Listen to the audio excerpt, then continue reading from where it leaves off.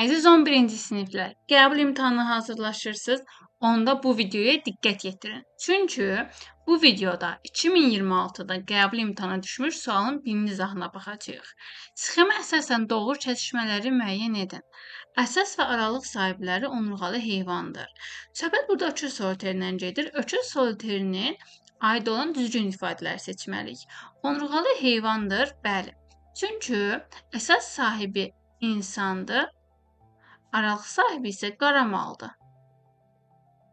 Həm insan, həm də qaramal onurğalı heyvan olduğu üçün birinci ifadəmiz düzdür. Geohelmitdir. Baxın, geohelmit və biohelmit arasındakı fərq nədir? Geohelmit o deməkdir ki, əsas və aralıq sahibi yoxdur. Biohelmit o deməkdir ki, əsas və aralıq sahibi var. Öküz solteri biohelmitdir, geohelmit deyil. Ona görə ikinci səhvdir.